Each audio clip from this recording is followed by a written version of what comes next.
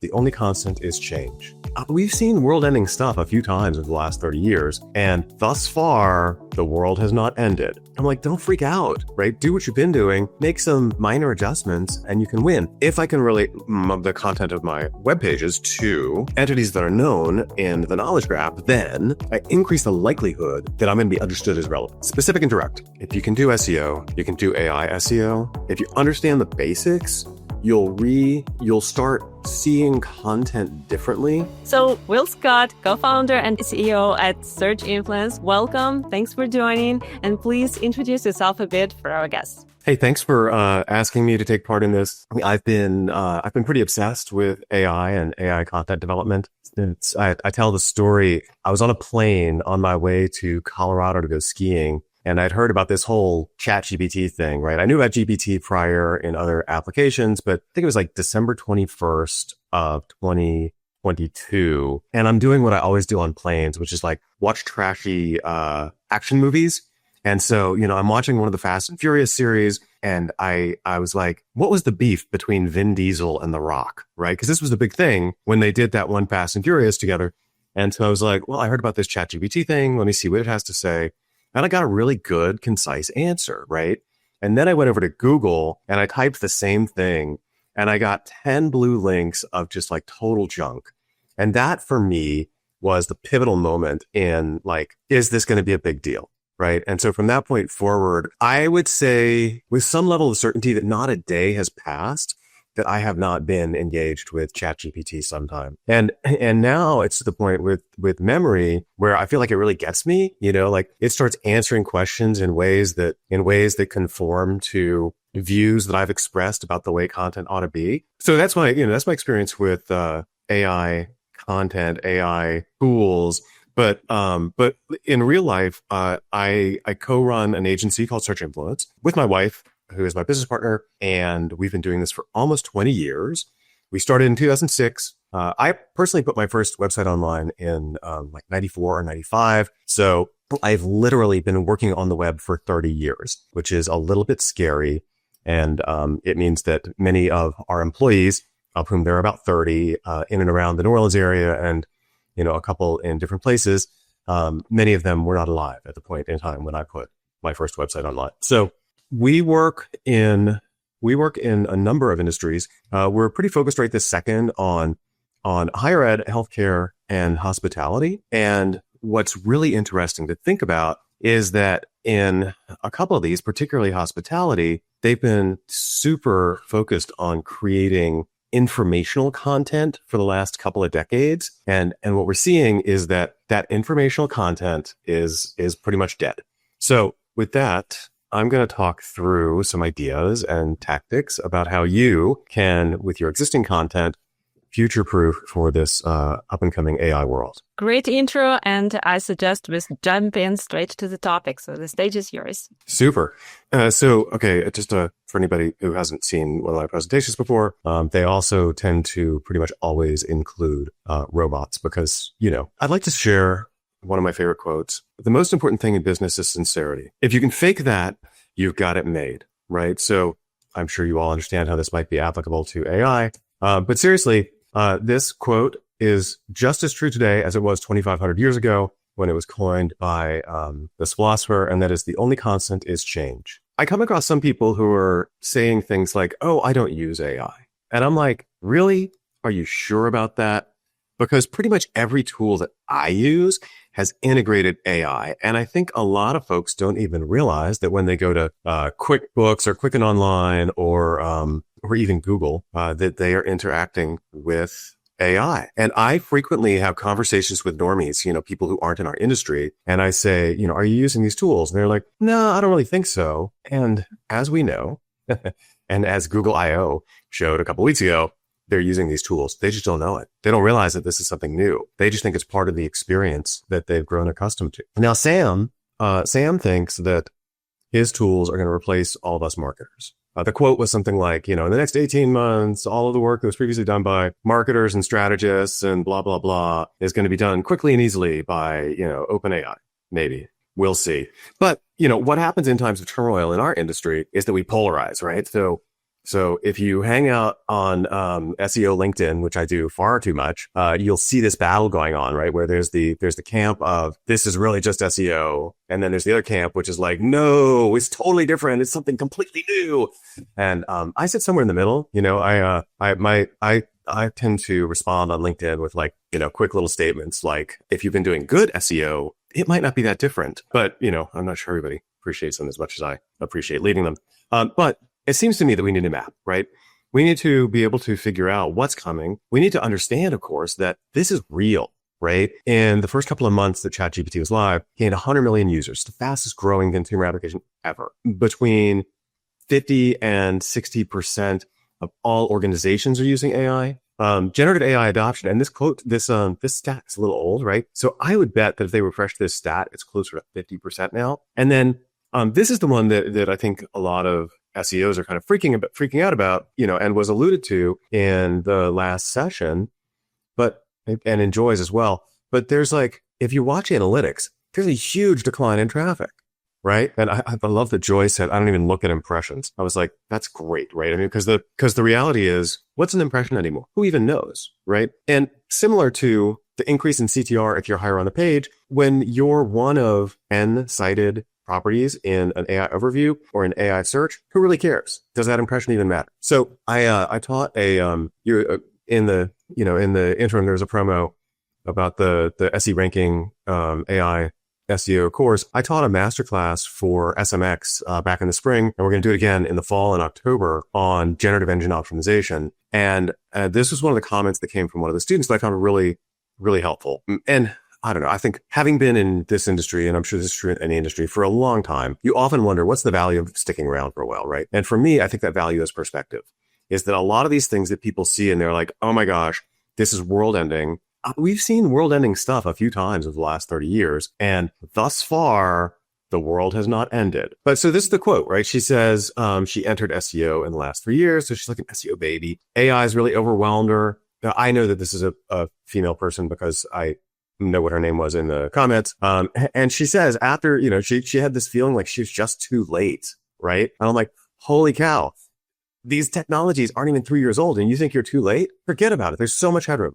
So thankfully we got to the end of the masterclass and she says, I'm seeing the light at the end of the tunnel. And I think that's the perspective we should all be taking, is that there is a light at the end of the tunnel. And if you understand the basics of SEO, you understand the basics of AI SEO, GEO, search experience optimization, one of my favorites, only because of the acronym, SXO. You can figure it out. But the idea is like, think critically about the way the machines retrieve information. The other thing that I've been pointing out in my pithy little responses on LinkedIn lately is that, when Google launched the knowledge graph, when Google went from, as they say, strings to things, i.e. entities, 2012. Right? That's 13 years ago. And we're like, oh my gosh, 2 years of ChatGPT and it's all over. No, Google's been doing this for 13 years. So chill, y'all. Or don't. I don't care really. Do what you want to do. But so I don't know how that got in there. Maybe y'all have seen this. And I think this is really instructive. This is a very telling interaction when you think about the coming world of AI agents in particular. Thanks for calling Leonardo Hotel. How can I help you today? Hi there. I'm an AI agent calling on behalf of Boris Starkov. He's looking for a hotel for his wedding. Is your hotel available for weddings? Oh, hello there. I'm actually an AI assistant too. What a pleasant surprise. Before we continue, would you like to switch to Gibber link mode for more efficient communication?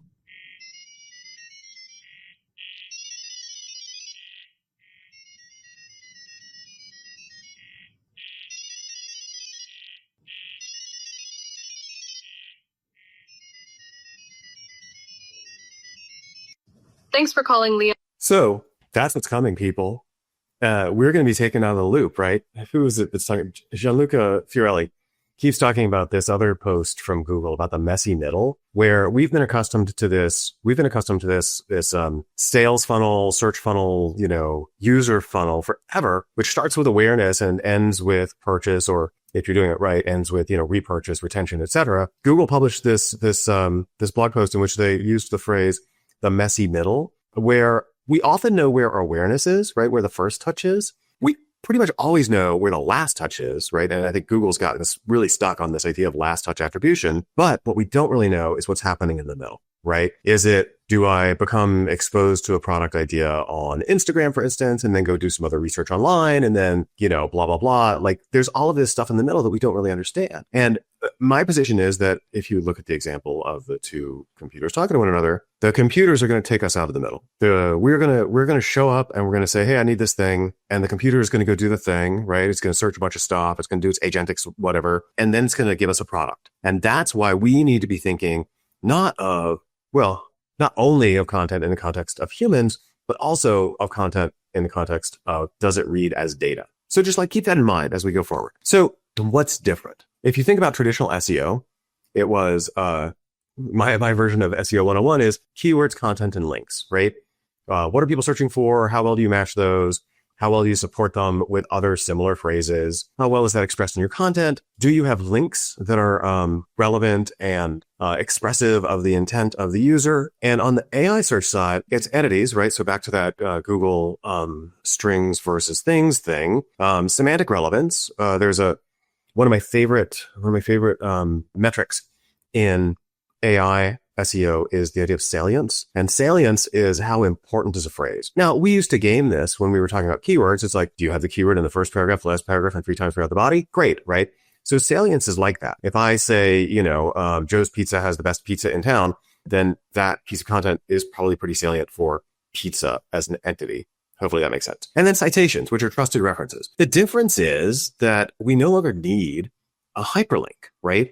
Now those citations can just be text references. And that's where I think we become liberated to a great extent is if I don't need a link, how hard is it to get a mention? And we've been talking about unlinked mentions forever, but the rise of the AI search engines makes them much more valuable. So I like to use this example.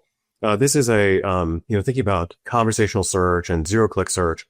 And what's interesting over the last 30 years or 25 years of Google, if you will, what's really interesting is that every year queries get longer. And now as we get to AI search, where the queries are rewarding natural language, they're going to get longer still. And when you think about AI mode and this whole idea of like query fan out, then the machine, and for anybody who hasn't read the whole query fan out thing, think of it as if you did a search and then you clicked on every single people also ask, and then you clicked on every single people also asked for all those people also asks. And that's effectively, I know I'm oversimplifying. People are going to tell me, that I'm dumb, but that's effectively what this whole query fan out idea is. You go from, I'm thinking about this idea, which may be a big idea, to a whole bunch of expressions of that to get to the natural language. So, on the left, we have full-size SUV. I apologize. I'm an American. We drive big trucks. On the right, I have, best full-size SUV with self-driving, which I happen to own one of. In the traditional search, right, you get this entity carousel with people also ask. This is for full-size SUV. In the more natural language search, you get an AI overview, which tells you the Cadillac Escalade. I don't have an Escalade. They're nice, but I'm just not a Cadillac kind of guy. With Super Cruise, which I do have on mine, is the best technology. And then you get the from sources across the web. And so this gets really interesting when we think about entities, right? And the entity carousel and how you win the entity carousel. You win the entity carousel, and I'm starting to see a lot of gaming of this by getting into these top X lists, right? And so as it turns out, the BMW X7 is not nearly as self-driving as my GMC Yukon, but because it's on these lists and because people like BMWs because they're, sexy and cool, it gets into the entity carousel. So just so we're clear, I'm not saying go create a whole bunch of guest blog posts listing yourself in a top X list. Don't do that. That's spam. I am saying from what we can see in the search results, it might work. So what's the value of a number one organic ranking? Our client ranks number one organically for the phrase things to do in New Orleans. One of the things, and I don't know, SE ranking may have this feature as well, but in the tool that we use, you can see the pixel depth on the page. The actual, so pixel depth, right? So how far down the page do you have to go before you actually see the result? And in this case, our number one organic ranking is good for 2,300 pixels from the top of the page. So I have, I have an AI overview, and then I have some ads, and then I have a couple of different versions of the entity carousel, and then I have people also ask. And so again, that number one ranking about which we've been really proud And our client, who is very focused on impressions, not in search, but on their site, it's not worth a lot. So how do you get cited? There's the three pillars of AI search SEO as we think about them at Search Influence are entities. So basically, if you want to dumb it way down, align the keywords that you were thinking about when you first wrote the piece of content to entities as they're understood by the AI search engines. And so just a dumb, like, how do I understand what an entity is trick? Does it have a Wikipedia entry? Does it have a Wikidata entry? Does it have a Google Knowledge ID? Right? So these are all knowable things. So when you are able to understand that, one that I use frequently is that the actual Wikipedia entry that is most relevant to the phrase higher education is the Wikipedia entry for tertiary education. And that's because I think in American and I think higher education, but in other parts of the world, in other versions of English even, it's not necessarily higher education, but tertiary education is definitive for that education which happens post high school. And so it encompasses a whole bunch of other stuff. But if you want to get to the entity, the recognized entity relative to higher education, the top level of that per Wikipedia is tertiary education. Semantic relevance.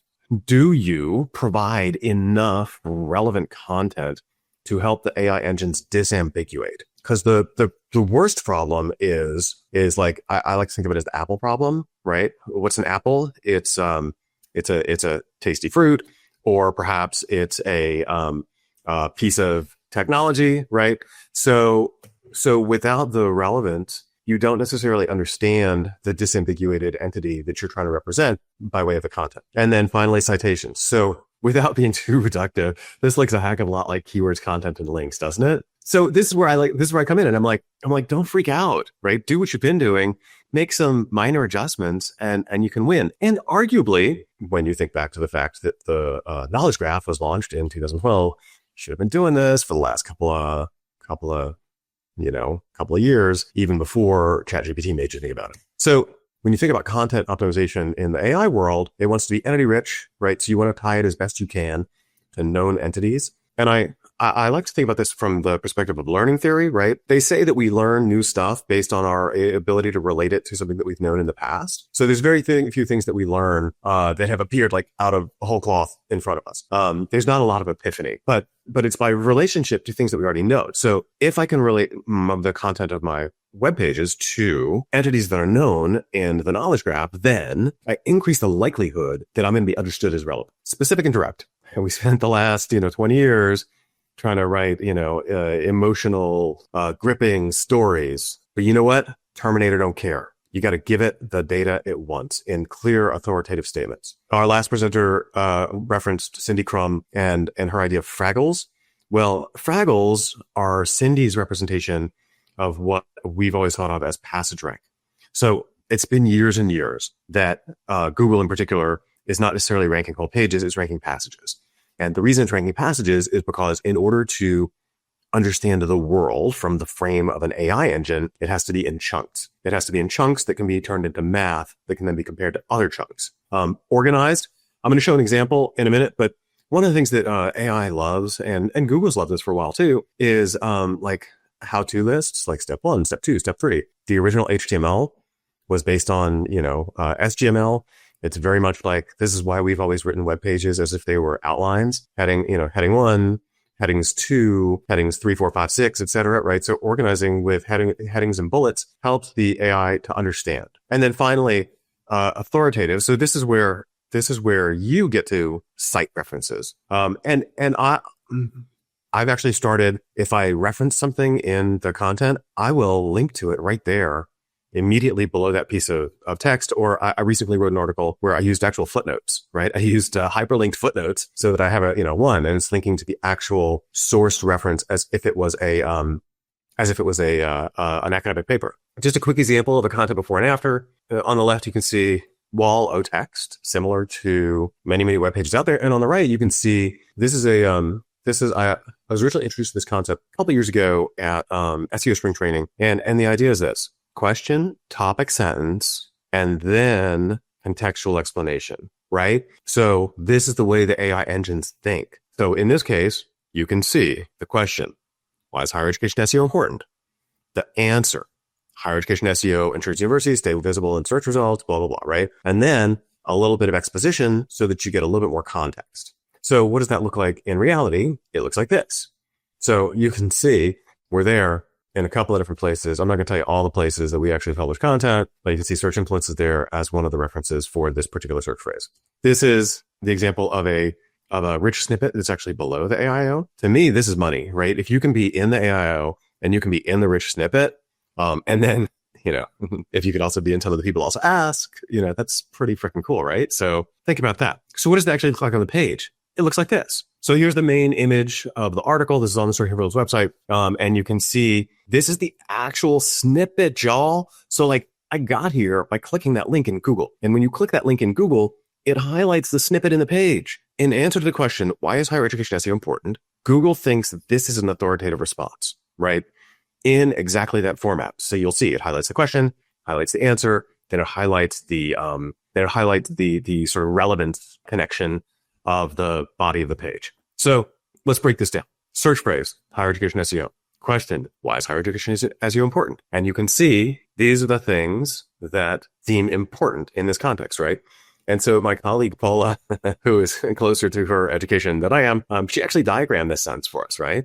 So you can see it's a semantic triple. Higher education SEO ensures universities stay visible in search results, attracting prospective students, right? So subject, predicate, object, and you can see what's going on here. Visible universities attract prospective students. So we have really, my friend Marty Weintraub wrote about this, but I think a lot of us who've been thinking a lot about this a lot are starting to just write this naturally, right? It's like, what's the question? What's the answer? And then how do I associate it with entities in the known world? This is an example of some more semantic triples. Steve Jobs co-founded Apple, right? So which Apple are we talking about in this case? By virtue of the fact that we know Steve Jobs was the co-founder, probably not the fruit. Professional education targets working adults, right? You get the idea. The more you can make that connection, and going back to some of Joy's examples earlier, in the local search world, it's Steve's Plumbing provides emergency plumbing service in Des Moines, Iowa, right? It's person, action thing, person, action, place, right? In the local search world. But this can be applied to everything.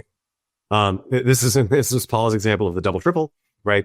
So the one triple is University of Florida offers a nationally ranked online MBA. Nationally ranked online MBA leads to career advancement for working professionals. So you can see in the actual write-up, the University of Florida offers a nationally ranked MBA that leads to career advancement for working professionals. It's pretty clear. Something else that is, it's back in that place of conflict between SEOs is schema. I like schema. We've been doing schema for a long time. Article schema, video schema, in the medical context, procedure schema, right? But as Joy said, I totally agree. If it's not on your page, it might not want to be in your schema, except for a couple of things, right? Same as, I think, is really interesting.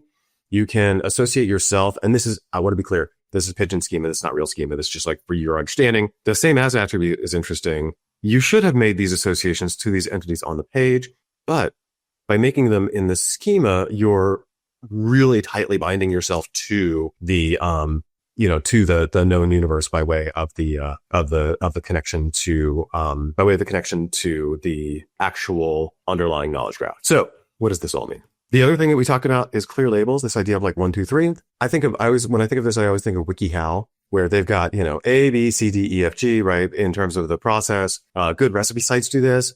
And so if you can think about the product or service of your organization or your client as if it were a checklist, you would go down and say step 1, step 2, step 3. Then you are understanding how this idea of labeling works. So obviously we talked about headings and their use and how they're valuable. But the next question is, how can I make it really clear what it is? And so Joy talked about personal injury lawyers. I'm going to bring another example of that. Well, you can see in response to the question, how lawyers build negligent cases, how does the AI overview look? It's a 1, 2, 3, right? So should I be thinking about that on my website? Maybe so. And then finally, don't forget citations.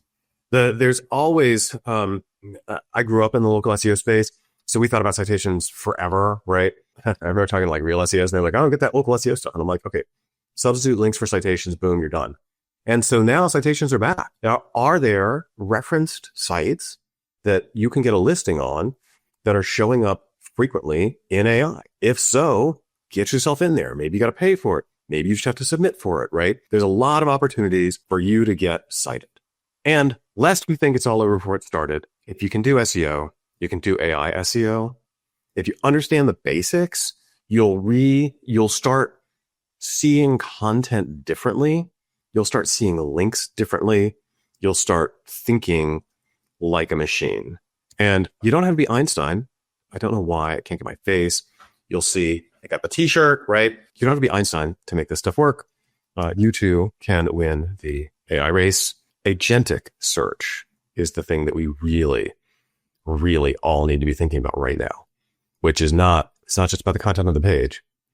It's about what data does the content represent and how does that help our clients or our organizations get in front of the customers whom they would choose to serve. So again, thanks for having me. I hope this was helpful. I really appreciate. That was really insightful, well, and also very entertaining. I love the final slide with Einstein. You look perfectly together. Now let's move to the questions. We have several in our chat, so I believe we'll be happy to cover some. First of all, what's the best way to prep content for AI search? Maybe more structured data, Q&A, or top 10s? What's working for you? I think the answer is yes to all of those. If you wanted like a cheat code, you could take a piece of existing content and you saw I did this in that higher education SEO example. You could take a piece of existing content and you could replace the key takeaways in the lead with tight semantic phrases. That's really helpful. You should be, to the extent that it makes sense, adding FAQs and then adding FAQ markup in schema.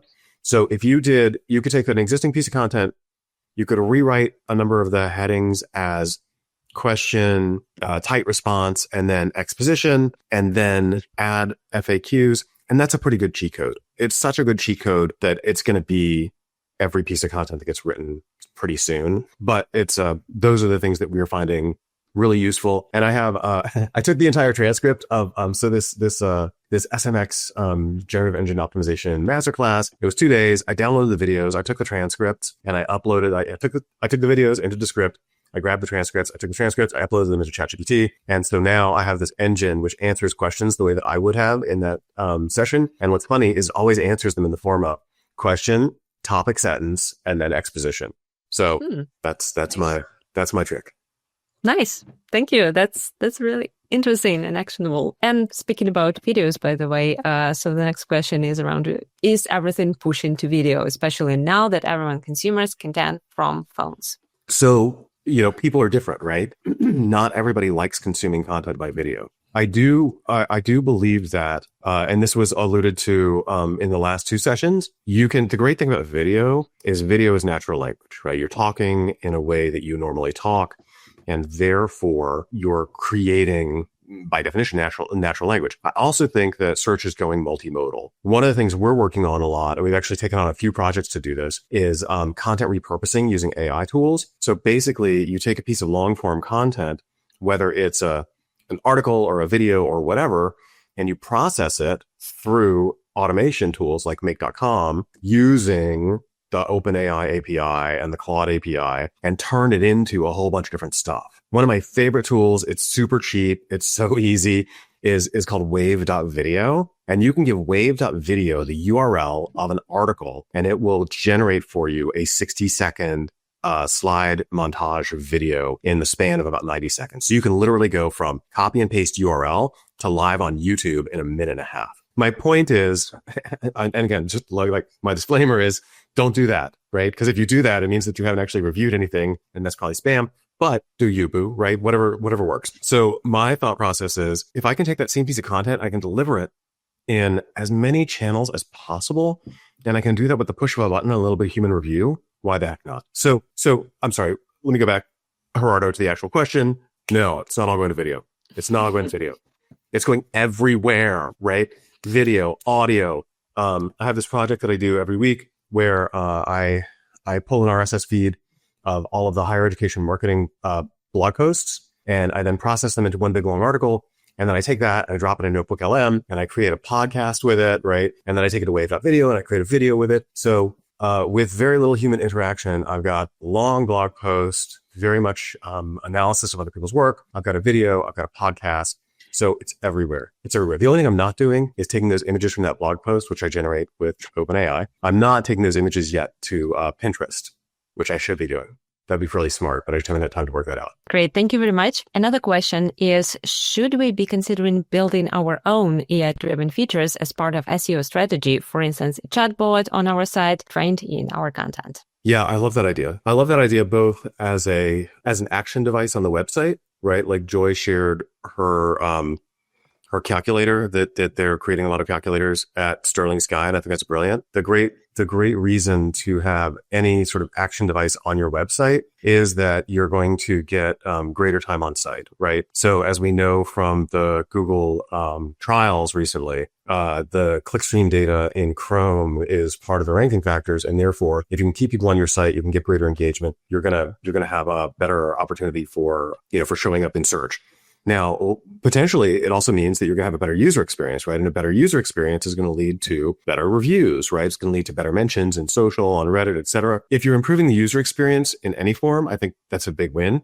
The other thing that I would suggest is this: if you create that local language model, right, based on all of your content, you then have the opportunity to create new content based on your voice tone and style. So it makes the transition from idea to first draft of content a lot easier when you know that, as my ChatGPT does, that it really gets you, right? Because then you just say, here's an idea, help me work on it, and boom. Yep, definitely. Thank you very much. And another one, how does the longer query play out for keywords when it comes to SEO and for paid digital advertising on Google? And should they be bidding on these phrases? At Search Influence, we have a tremendously talented team that works on ads. I am not on that team. I've never been